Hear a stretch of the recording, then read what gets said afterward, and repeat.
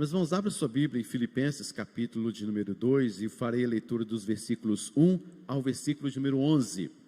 Estamos meditando em Filipenses, inclusive já há um bom tempo, e nós vamos continuar estudando, fazendo o estudo nesta carta. Filipenses, capítulo de número 2, versículos de 1 a 11.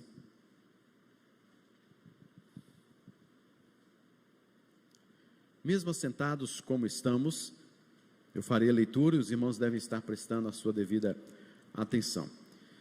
Filipenses 2, versículos 1 a 11. Se há, pois, alguma exortação em Cristo, alguma consolação de amor, alguma comunhão do Espírito, se há entranhados afetos e misericórdias, completai a minha alegria, de modo que penseis a mesma coisa, tenhais o mesmo amor, sejais unidos de alma, tendo o mesmo sentimento. Nada façais por partidarismo ou vanglória, mas por humildade, considerando cada um os outros superiores a si mesmo. Não tenha cada um em vista o que é propriamente seu, senão também cada qual o que é dos outros. Tende em vós o mesmo sentimento que houve também em Cristo Jesus. Pois ele, subsistindo em forma de Deus, não julgou como usurpação o ser igual a Deus. Antes, a si mesmo se esvaziou, assumindo a forma de servo, tornando-se em semelhança de homens, e reconhecido em figura humana, a si mesmo se humilhou, tornando-se obediente até a morte, e morte de cruz.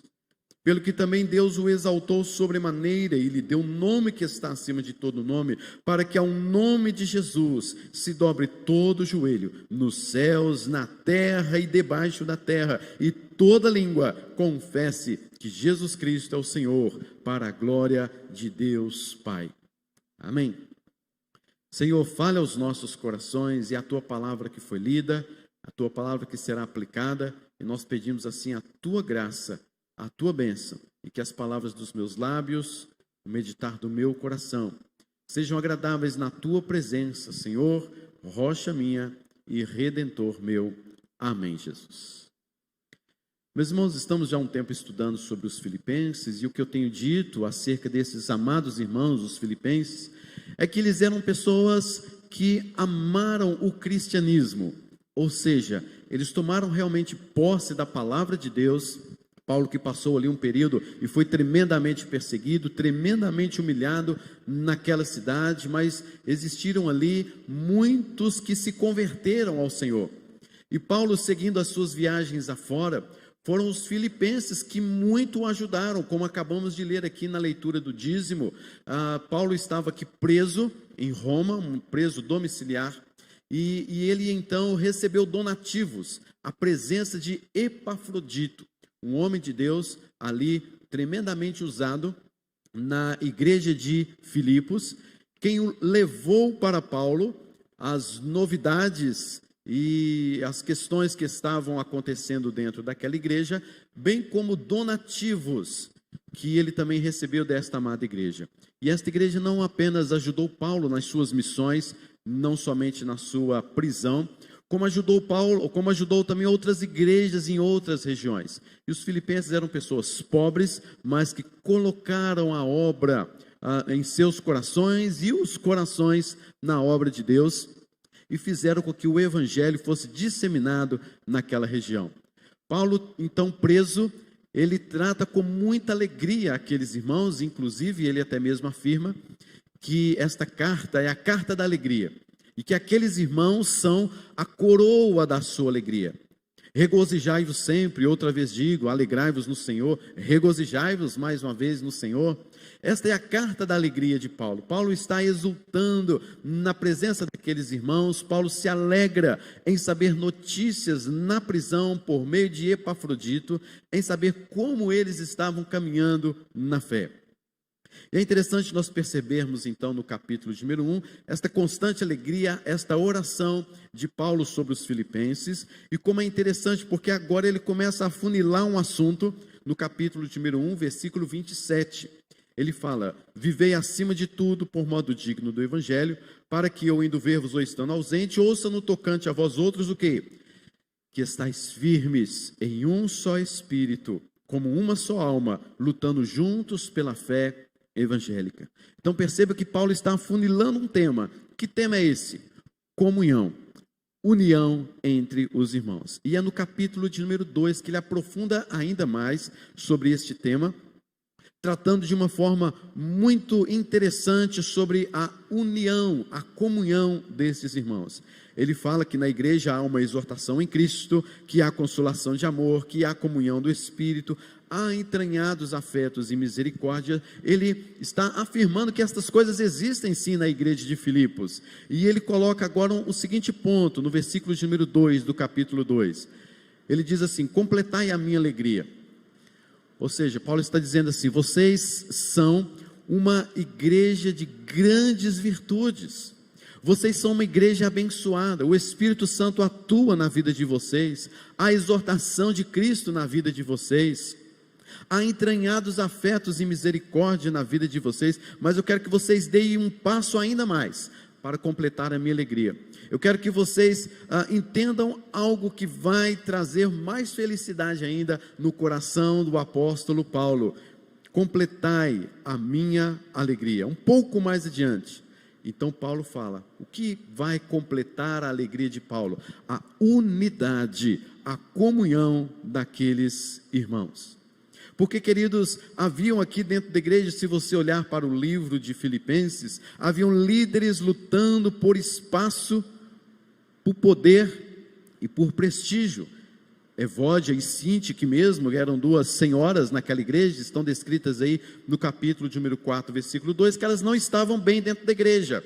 Evódia e Sintique, que deveriam andar juntas, unidas, mas não estavam bem na igreja, querendo causar divisão na igreja. Havia líderes buscando os seus próprios interesses. No capítulo de número 2, versículo de número 21, nos mostra, pois todos eles, estes líderes, buscam o que é seu próprio e não o que é de Cristo Jesus. Paulo também, queridos, está mostrando a eles que haviam falsos mestres, judaizantes no seio da igreja. Capítulo de número 3, versículo de número 2 nos fala: acautelai-vos dos cães, acautelai-vos dos maus obreiros e da falsa circuncisão. Judaizantes que estavam ali pregando um falso evangelho. Então, diante desta luta pela fé evangélica, além dos gentios da perseguição, os romanos trazendo também terrível perseguição a Paulo lá em Roma, em detrimento a toda a sua missão e ao evangelho, Paulo está dizendo, vocês têm que se manter unidos, para lutar contra estas coisas, para viver acima de tudo por modo digno do evangelho, lutando pela fé evangélica. Agora eu olho para vocês, vocês são pessoas maravilhosas, vocês têm virtudes, vocês são a minha alegria, mas eu olho para vocês, vocês estão desunidos. Vocês têm de tudo para ser uma igreja extremamente abençoada, mas tem problemas. Vocês têm aí partidarismos, diz aí o versículo de número 3, tem aí pessoas se vangloriando, está também no versículo de número 3, tem pessoas que estão fazendo as coisas para serem reconhecidas no meio de vocês. O que é isso? Então Paulo está chamando a atenção deste povo, para que este povo voltem à noção do verdadeiro evangelho, do verdadeiro cristianismo. Porque, queridos, a vanglória, o partidarismo, a falta de humildade ou a presença do orgulho traz terríveis problemas na caminhada da igreja e na caminhada de qualquer pessoa. É por isso, queridos, que eu quero falar nesta noite sobre a humilhação de Cristo como exemplo para a caminhada da igreja. Então Paulo parece assim que Paulo apela para um exemplo. Paulo traz para a sua carta, a sua escrita, algo bem apelativo. Ele fala assim, olhem para Cristo, observe o que Cristo fez, as atitudes, quem Ele era, o que Ele fez, onde Ele chegou, para que através do testemunho, através do exemplo de Cristo, vocês entendam que vocês não podem viver de forma partidária, que vocês não podem viver de maneira nenhuma com a falta de comunhão e a união. Olhem para Jesus e vocês vão perceber que não há um motivo sequer para vocês se vangloriarem de alguma coisa. Então Paulo começa no versículo de número 4, dizendo: não tenha cada um em vista o que é propriamente seu. Já é um negócio difícil demais, não é não? Não tenha cada um em vista o que é propriamente seu. Parece que a gente está vivendo só nisso, é ou não é? Parece que a gente só vive pelas nossas coisas, por mim mesmo, a minha família, o meu filho, a minha esposa, meu esposo, sou eu mesmo. E Paulo dizendo: não tenha cada um em vista o que é propriamente seu, senão também cada qual o que é dos outros. Paulo está dizendo assim: importa-se também com o que é dos outros, não propriamente o que é seu, mas o que é dos outros. Aí ele abre um leque, e no versículo de número 5 ele fala assim: tende em vós o mesmo sentimento, ou a mesma mentalidade que houve também em Cristo Jesus. Aí ele vai abrindo mais o leque ainda, ele vai mostrando, que sentimento é este? Cristo Jesus, que negócio é esse? Meus irmãos, Paulo então começa a falar sobre o mesmo modo de pensar. É claro que pensar todos a mesma coisa não é possível, mas eles teriam que ter o mesmo objetivo, a ponto de se unirem naquilo que é essencial e trabalhando as diferenças na sua caminhada, na sua jornada.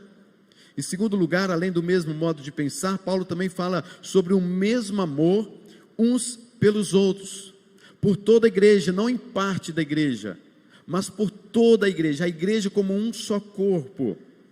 Paulo também fala da união da alma e da mente, ou seja, a harmonia na defesa, na pregação.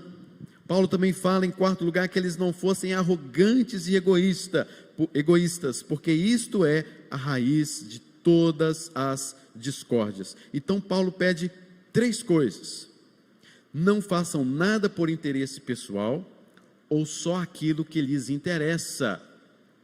Não façam nada por interesse pessoal, ou só aquilo que lhes interessa. Nem muito menos por vaidade. Vaidade, queridos, é fazer alguma coisa buscando aparecer. Já que você conhece gente assim, eu sei que você conhece. Eu sei que você conhece gente, né, que faz assim: essa pessoa que eu conheço sou eu mesmo. Que muitas vezes eu faço coisa para aparecer, de repente Deus vai lá e corta as minhas asinhas. Ô Senhor, desculpe aí, né? Perdoa, Jesus, porque a vaidade perambulou no meu coração aqui agora, né? Mas a glória é do Senhor mesmo. Primeira pessoa sou eu. Quantas vezes eu fiz coisas já por vaidade, buscando aparecer? Quantas vezes você, ou talvez você conhece pessoas que buscam elogio, fazem as coisas buscando elogios? Por trás destas coisas, queridos, há um perigo. O perigo da desunião, das brigas, de conflitos, gera murmuração, gera competição, gera desamor. E Paulo pede a esses irmãos: não façam nada por interesse pessoal, ou por aquilo que só lhes interessa. Segundo lugar, Paulo pede também: vocês devem considerar os outros superiores a vocês mesmos. Queridos, em vez de você julgar, ou se julgar superior a alguém, faça o contrário. Comece a considerar os outros superiores a você mesmo. Se a sua vida espiritual vai bem, começa a se comparar, ou a olhar para a vida das pessoas, que elas são mais espirituais do que você, que elas são mais inteligentes do que você, que elas são mais humildes do que você. Começa a pensar, a olhar, não destacando as fraquezas das pessoas, nem os defeitos das pessoas, porque essa é a nossa natureza carnal. Nós olhamos para pessoas não como alguém superior a nós, como a palavra de Deus fala que devemos, mas nós olhamos para as pessoas como inferior e começamos a mostrar os seus defeitos, as suas fraquezas, as suas necessidades, e desamparamos, não demonstramos amor a essas pessoas, porque afinal de contas, elas têm os seus defeitos, elas têm essas fraquezas, foi ela que procurou, ela deve ser rejeitada. Não, queridos, cada um olhe para o outro como se o outro fosse então superior. Então Paulo está dizendo isso: vocês têm vivido de uma forma maravilhosa, mas eu quero que vocês estejam unidos na luta para com o Evangelho. Queridos, nós não iremos muito longe quando caminhamos com motivos errados, quando se vê de forma equivocada um egoísmo agindo dentro das igrejas, dentro da igreja de Cristo, pessoas querendo ser superiores a X, a Y, buscando seus próprios interesses, se vangloriando.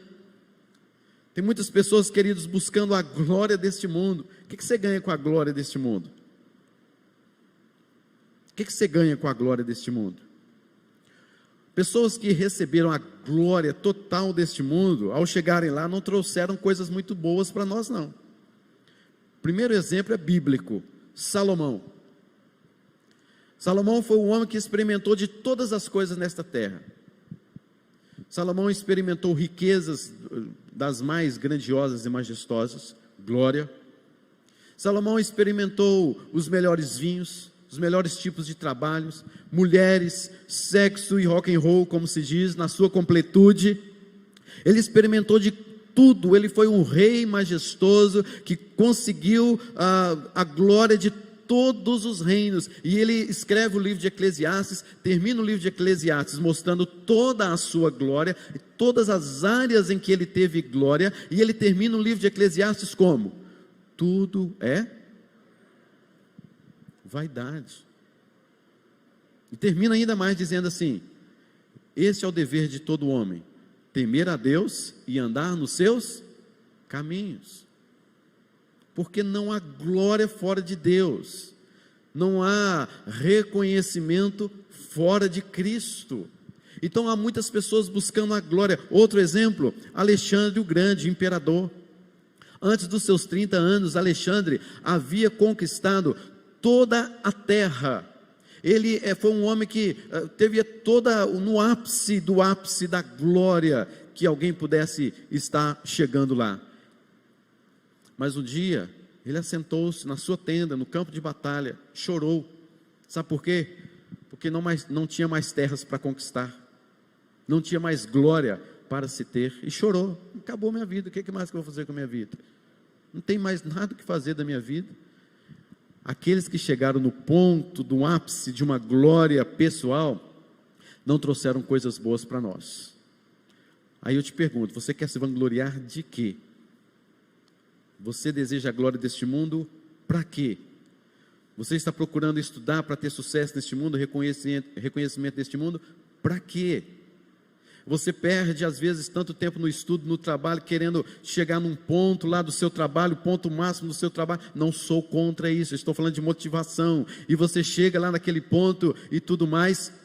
Você deixa às vezes de vir à igreja. Não posso que eu estou estudando, não posso que eu estou trabalhando, não posso que eu estou fazendo isso, e eu tenho que chegar, eu tenho que conquistar o meu posto, eu tenho que receber o reconhecimento, e você perde relacionamento com Deus, deixa de crescer espiritualmente, deixa de estar em comunhão com o povo, para receber uma glória do mundo, e esta glória do mundo, querido, não leva você a lugar nenhum, a não ser o desespero de um Alexandre o Grande, a não ser na conclusão de Salomão. É vaidade, é vaidade. Meus irmãos, se você for o melhor entre todos os que recebem e acumulam todos os prêmios Nobel, juntos em toda a comunidade, você não vai passar do que você é, e você sabe o que você é. Eu sei o que eu sou. Você pode receber os melhores prêmios, a glória deste mundo, mas não vai mudar o seu interior, não vai mudar o seu coração, sabe? Você continua sendo o mesma pessoa, mesmos pecados, as mesmas transgressões, o mesmo marido de sempre, a mesma esposa de sempre, porque não há glória neste mundo que venha mudar a posição do homem em relação a Deus, que venha mudar o interior do homem em relação a Deus. Só o Evangelho, só o cristianismo pode mudar um coração de pedra e trazer ali um coração de carne, e a vida, a família, o contexto ser transformado, e ele se humilhar diante de Deus, aguardando de Deus a sua recompensa lá na vida eterna. Mas aqui, queridos, não há espaço para o cristão, verdadeiramente cristão, desejar gloriar-se nas coisas deste mundo, e é exatamente isso que Paulo está falando para os filipenses. Em terceiro lugar, Paulo pede àqueles irmãos para se humilharem diante de Deus. Essas atitudes eram um retrato da presunção, divisão, de orgulho. Então eles deveriam se renunciar e buscar os bens dos outros. Então Paulo agora começa a abrir este leque, mostrando este sentimento, esta mentalidade, esta atitude de Jesus. Paulo praticamente assim, parece que apela mesmo. Olha, eu vou trazer um exemplo para vocês, que vocês vão entender perfeitamente o sentido daquilo que eu estou trabalhando com vocês, para que vocês reflitam e trabalham neste sentido, para que vocês tenham união, para que vocês tenham amor uns para com os outros. Então ele fala no versículo de número 5, tende em vós o mesmo sentimento que houve também em Cristo Jesus. Versículo 6, pois ele, subsistindo em forma de Deus, não julgou como usurpação o ser igual a Deus. Paulo está tratando aqui, na verdade, possivelmente a estrutura deste texto, versículos 5 a 11, seja um hino, e possivelmente a igreja primitiva cantava este hino, talvez fosse um hino feito pelo próprio apóstolo Paulo, mas é um cântico. Você vai perceber na harmonia lá da língua original, há uma grande harmonia nas suas palavras, as colocações, e parece muito com algum hino, algum cântico, alguma coisa de musicalidade, mas Paulo está trazendo para eles o ser de Deus. Quem era Jesus? E aqui ele fala, ele subsistiu em forma de Deus, não julgou como usurpação o ser igual a Deus. Paulo apela então para o ser de Jesus, mostrando que ele existia na forma de Deus, não somente na forma externa, mas a essência, o seu ser, a natureza de Jesus era e é divina. A natureza de Jesus, Jesus é a manifestação externa, em brilho, em glória, em majestade. Paulo está afirmando, queridos, que Cristo era, ou é também, pré-existente, desde toda a eternidade, desfrutando da glória do ser um com o próprio Pai. Mas, queridos, o plano de salvação exigia que Cristo assumisse uma natureza humana, real, para que pudesse morrer então assim voluntariamente. Ele não considerou em momento algum, enquanto ele esteve aqui nessa terra, enquanto ele teve a sua natureza humana, em momento nenhum ele considerou ser Deus como algo a ser retido a qualquer custo. Ou seja, em nenhum momento ele disse, eu sou Deus, eu tenho nas minhas mãos o poder de fazer isso ou aquilo outro. Lembra quando ele foi tentado por Satanás? E Satanás disse o quê? Senhor, vamos subir lá no pináculo do templo, o Senhor se atira de lá e vão vir anjos servindo ao Senhor, porque está escrito. Satanás, eu vou te falar, como que ele debocha da palavra de Deus, não é? Mas Jesus, se Jesus pulasse lá do pináculo, possivelmente os anjos viriam, serviriam e etc e tudo mais. Mas ele em momento nenhum disse, você vai ver que eu sou Deus mesmo, vou fazer isso então. Senhor, transforma essas pedras em pães, o Senhor está com fome. Satanás, transforma sim, quer ver? Eu sou Deus, olha aí, transformei pedra em pães. Não foi isso que Jesus Cristo disse, não foi essa atitude de Jesus, porque em momento nenhum, ele desejou fazer com que a natureza divina permanecesse nele, que ele é o próprio ser divino, mas que essa natureza divina fizesse com que em algum momento, ao externá-la, ele se orgulhasse daquele momento, daquilo que ele estivesse fazendo, falando e acontecendo. Em nenhum momento ele se orgulhou, dizendo que era o próprio Deus. Mas então, queridos, a atitude de Cristo é que é Deus da mesma natureza de Deus, mas ele não considerou isso como algo que deveria se apegar, reter e jamais abrir mão do seu privilégio e da sua glória. A gente olha no versículo de número 7, então, dizendo assim, antes, sendo Deus, tendo todo esse poder, subsistindo em forma de Deus, não julgou como usurpação ser igual a Deus, mas antes, a si mesmo, se esvaziou. 4 atitudes aqui que Paulo coloca então sobre a pessoa de Jesus. Primeiro, ele se esvaziou. Em vez, querido, de Jesus se agarrar à sua glória, a glória da natureza divina como Deus, ele se esvaziou, claro, não da sua divindade, nem dos seus atributos, nem do seu ser, mas ele se esvazia da sua glória, da sua posição, porque afinal de contas, ele estava com Deus, ele estava no céu com o Senhor, mas ele se humilha, ele se esvazia da sua glória, do seu conforto lá no céu, e ele então vem até nós, e de acordo com que ele vem até nós, se encarna e se torna homem, ele se esvazia, ele se limita, se limita, porque ele tem ainda, claro, todo o poder, majestade, honra, a sua glória. Ele se esvaziou de sua glória para ser homem como nós, porque assim exigia o plano de salvação.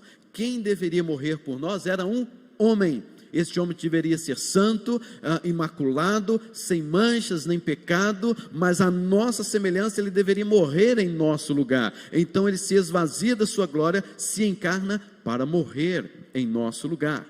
Segundo lugar, além de ele ter então se esvaziado, ele assumiu a postura de servo. Versículo número 7, assumindo a forma de servo. A palavra servo no Novo Testamento, você pode, inclusive, colocar na sua Bíblia, todas as vezes que você ler a palavra servo, você pode colocar assim, escravo. Escravo. Ele assumiu a forma de um escravo. Pense bem, querido, a glória, a majestade, o poder, o céu, e ele se limita agora a um corpo humano, ele se encarna, ele é um homem como qualquer outro homem, e ele se esvazia, e ele agora toma a postura, a forma de um escravo, natureza de um servo.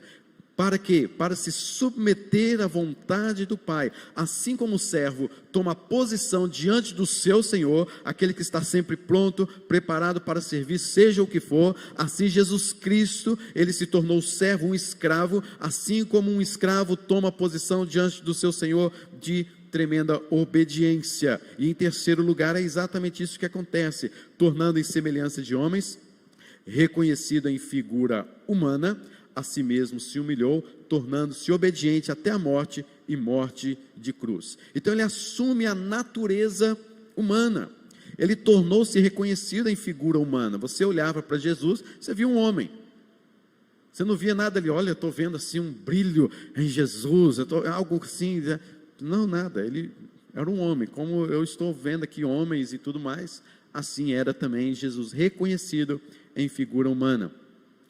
E ele era reconhecidamente, exatamente como homem, como era também exatamente Deus. Ele não deixa de ser Deus, mas ele adiciona à natureza sua divina, a natureza humana. E ele então, queridos, agora é 100% Deus, 100% homem, porém sem mancha, sem pecado, sem corrupção, como nos diz o livro de Hebreus. Ele passou a sentir dores, ele passou a sentir necessidades, ele passou a ter sentimentos e tentações dos homens. Era necessário isso para nos representar, para morrer e pagar por nossa culpa. Em quarto lugar, a quarta atitude então de Jesus é que ele se humilhou. Versículo número 8 nos diz, a si mesmo se humilhou, a si mesmo se humilhou. Em que sentido Jesus Cristo se humilhou? Ele se humilhou, tornando-se obediente até a morte e morte de cruz. Ele se tornou obediente à vontade do Pai, ainda que isso lhe custasse experimentar a morte como um homem, um ser humano pecador. Ele que sempre existiu, agora ele se esvazia, assume a natureza humana e vai à obediência a Deus até o ponto de morrer numa terrível cruz. Perceba, queridos, que ele não morreu de qualquer forma, ele morreu numa cruz. Ele morreu numa cruz. Pesquisando algumas pessoas que falaram sobre a cruz naquela época, um filósofo chamado Cícero, que viveu 100 anos antes de Cristo, ele disse: a cruz é a mais cruel e repugnante forma de morte. 100 anos antes, já tinha noção de que a cruz era repugnante, era uma tortura, era humilhante, era vergonhoso, era um momento de sofrimento tal, que até mesmo outro filósofo da época do apóstolo Paulo, chamado Sêneca, contemporâneo de Paulo, ele diz: qualquer condenado à morte prefere morrer antes de ser pregado à cruz. A cruz era uma tormenta, a cruz, queridos, era uma tortura imensa. Agora imagine Jesus Cristo que se encarnou e durante toda a sua vida ele sabia que iria sofrer morte de cruz. Dá para você entender um pouquinho agora o que foi o Getsemane? Dá para você entender agora o que foi a traição de Judas? Aquela noite obscura, terrível, que ele estava para ser julgado. O seu suor que se transformou em sangue. Os seus gritos dizendo: Pai, se possível, passe de mim esse cálice.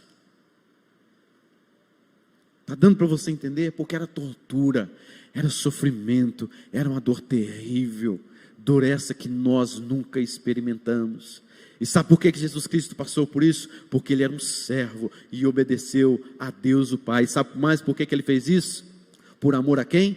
A mim e a você, aos seus eleitos, aqueles a quem o Pai lhe deu e ele comprou com o seu próprio sangue, na tortura do sofrimento, da dor daquela cruz maldita. Tudo isso para nos livrar, redimir da condenação e nos salvar. O que Paulo está dizendo? Cristo se esvaziou, Cristo se humilhou, visando o quê?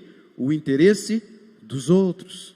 Está dando agora para entender um pouquinho o que Paulo está querendo dizer? Gente, vocês estão se vangloriando aí, partidarismo, grupos, brigando, fazendo tantas coisas aí. Vamos para Jesus. Vamos olhar para Jesus, vamos olhar para Cristo, vamos ver o que Cristo fez em detrimento dos outros, porque Jesus Cristo, humanamente falando, está certo? Cá para nós, Jesus Cristo precisava de passar por isso não, queridos. Jesus Cristo é Deus, Ele é Senhor, Ele se esvaziou, se encarnou para vir aqui a essa terra, morrer por mim e por você. Nós éramos condenados ao inferno. Se não fosse o amor de Deus, a misericórdia, a graça de Deus sobre a sua vida, de ter antes da fundação do mundo planejado a sua salvação, queridos, nós iríamos de fileirinhas para o inferno, virando igual um parafuso de cabeça para baixo ainda, porque é o que nós merecemos, ainda merecemos. Mas foi por amor, Ele se esvaziou e se entregou por interesse a você, porque Ele o amou antes da fundação do mundo. Mas antes de pensarmos que Cristo entregou-se por amor simplesmente a nós, Cristo, Ele entregou-se por amor ao próprio Pai, para a glória do Pai, porque a sua vontade, a sua comida, a sua bebida, era satisfazer a vontade do Pai. Então Ele, como um servo, Ele se esvaziou, se humilhou, para estar aqui nessa terra, morrer por nós, para a glória do Pai. Então Paulo está trazendo tudo isso, queridos, para pensarmos o modo que estamos vivendo como igreja. Porque se o nosso Deus se esvaziou de si mesmo para abençoar a sua vida, a minha vida e o interesse dos outros, por que é que você aí, o irmãozinho, a irmãzinha da igreja, não dá a sua vida pelo seu próprio irmão? Por que ele tem que viver se vangloriando de alguma coisa? Por que tamanha presunção? Por que tamanha vanglória? Dá para me explicar diante de Jesus? Dá para você me explicar por que você se vangloria tanto? Por que você se orgulha tanto? Por que você tem tanto partidarismo? Dá para explicar isso diante da pessoa e da obra de que Jesus Cristo? Não, não dá. Os nossos argumentos são dos mais diversos, né? Eu só falo com aquele irmão se ele vier até a mim, porque se não vier eu também não vou. Não é assim, queridos? Olha para Jesus. Olha para Jesus. Olha para a cruz. Se não tiver nenhuma atitude a meu respeito, vou procurar os meus direitos. Que direitos? Que direitos você está falando? Jesus, cruz, né? Esvaziou, encarnou-se, morreu e tal. E você, direito? Como é que é isso? Explica isso para mim. Ah, se não der certo aqui, eu mudo de igreja, porque eu não tenho mais espaço naquela igreja, eu vou para outra, porque lá eu tenho reconhecimento, lá eles me conhecem, eu sou um bom cantor, eu sou um bom instrumentista, lá eu vou ser reconhecido, eu sou bom pregador, então lá eu vou ser reconhecido, eu sou uma boa presidente da SAF, lá eu vou ser reconhecido, eu sou um bom professor, lá eu vou ser reconhecido. Meu irmão, não vai lá não, senão você vai atrapalhar aquela igreja lá com a sua vanglória. Melhor você ficar aqui. Pastor, lá é a igreja perfeita. Então lá não é o seu lugar, porque no dia que você chegar lá, você vai atrapalhar a perfeição daquela igreja. Fica aqui mesmo. Vocês estão entendendo, queridos, o que Paulo está falando, o que Paulo está narrando? Sabe por que essas coisas acontecem? Essa chave que Paulo nos dá? Porque achamos, queridos, que nós somos o protagonista da história da igreja. O único protagonista de verdade olhava para fora e dizia: eu sei que eu sou o alfa e o ômega, o Deus majestoso, poderoso, e isto consiste em me humilhar e me esvaziar até a morte, até o fim, para que eu receba a glória de ter comprado os meus amados para o Pai. Queridos, você não é protagonista da história da igreja. Você não é protagonista nem sequer da sua vida. Que eu encontre alegria e alívio em saber que eu não sou o protagonista principal da vida, porque é Cristo quem vive em mim. Que eu encontre alegria e alívio em saber que eu não sou o protagonista da minha situação de vida, pois é Deus quem efetua em mim tanto querer como realizar. Que eu encontre alegria e alívio em saber que eu não sou o protagonista principal da vida, pois foi Ele quem se humilhou, tornando-se obediente até a morte e morte de cruz. E eu também preciso viver da forma como Ele viveu. Essa, querida, é a palavra. Essa palavra é para nos encontrarmos em Cristo. Ele sim é o único Deus em quem nós devemos confiar, é Ele sim em quem devemos adorar, é nele que devemos viver. E eu digo mais, se você não vive desta maneira, você nunca soube o que é cristianismo de verdade. Porque um viver cristão é tão bonito, né? Você ora, você louva, lê a Bíblia, você, ó meu irmão, Pai do Senhor, né? Que bênção, que alegria e tudo mais. Mas lá por dentro você quer matar. Lá por dentro você não aguenta ver que a pessoa sentou aqui no banco, você senta no de lá, e Paulo falando, lutar juntos pela fé evangélica, não é isso? Só abrindo um parênteses aqui, eu gosto muito de pregar assim expositivamente, porque você vai pregando os textos, né? Um capítulo hoje, um capítulo... Então, às vezes as pessoas falam assim, o pastor deve estar bravo, deve estar acontecendo alguma coisa na igreja, deve estar alguma... Não, querido, pode estar mesmo, que a gente é ser humano e tal, mas só estou pregando a sequência do livro de Filipenses, para você não imaginar assim, o pastor está falando sobre comunhão, deve ser porque está tendo alguma coisa e vai acontecer, e meu Deus... Não, estou falando isso não. Se tiver, bom que já corrige hoje, em nome de Jesus. Eu só estou pregando a sequência, porque uma vez eu fui pregar um textos assim também, a pessoa achou ruim comigo. Disse, pastor, por que o senhor tem que falar aquelas coisas todas lá? Só porque está na Bíblia. Mas logo hoje, eu falei, não, eu já vim falando, aconteceu de hoje cair esse texto e pronto. Então fecha parênteses, mas que isso sirva de lição para nós, nada de viver desta maneira, olhar para Cristo, o que Ele fez, o exemplo que Paulo nos deu. Essa palavra, queridos, é para nos encontrarmos então em Cristo, e não para nos encontrarmos em nós mesmos, a trancos e barrancos, ficar vivendo, lutando, batendo, se debatendo, porque aí a gente quer viver para nós mesmos. Nós precisamos de viver em Jesus. Isto é o verdadeiro cristianismo, olhar para Cristo e viver a vida considerando os outros superiores a nós mesmos, nos humilhando, nos esvaziando, sendo obediente até a morte e morte de cruz. Agora Paulo fala na segunda parte dos versículos 9 a 11, sobre a recompensa da humildade e obediência obediente de Cristo. Essa recompensa, queridos, é resultado direto, obviamente, de Ele ter se esvaziado da glória e obedecido, se encarnado e obedecido até a morte, morte de cruz. E a primeira recompensa está no versículo de número 9, pelo que também Deus o exaltou sobremaneira e lhe deu um nome que está acima de todo o nome. A primeira recompensa, querido, é que Deus o traz de volta à vida, Ele ressuscita e o eleva a uma posição maior, de honra, ao lugar da mais alta posição, da mais elevada, maior honra de todo este mundo. Segundo lugar, queridos, o final do versículo de número 9, Ele deu um nome que está acima de todo o nome. Queridos, o representante da humanidade, o representante de todos os homens, está, querido, lá no céu, e Ele tem o seu nome maior de todos os nomes, Ele tem o seu ser maior de todos os seres, Ele está lá com o seu nome, lhe deu um nome que está acima de todo nome. O que significa isso?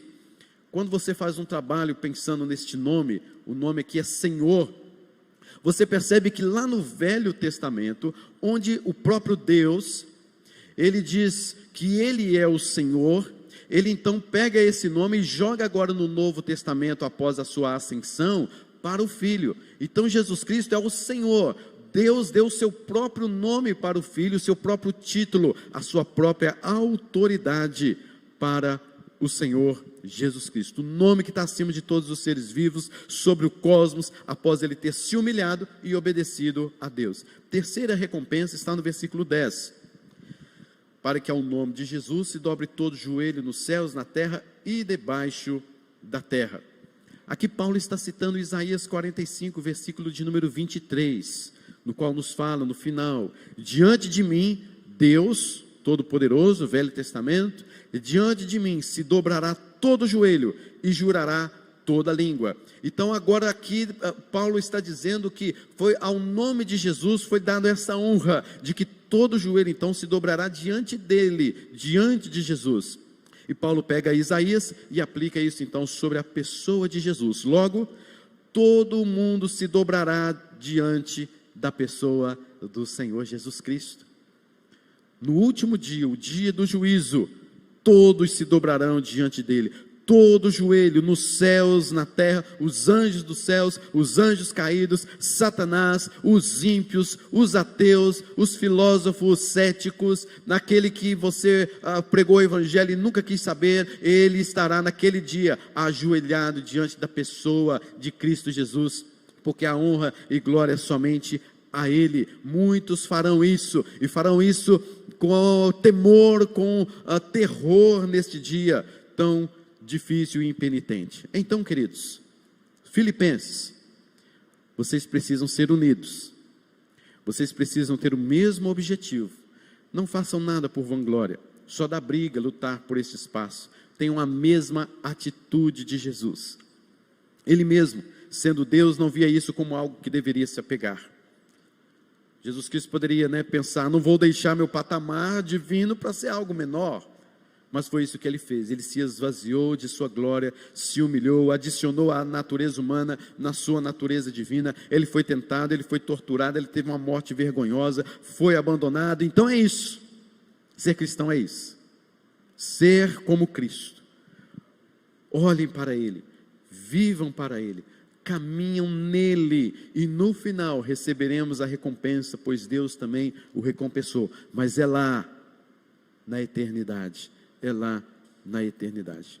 Portanto, queridos, não busquemos poder, prestígio.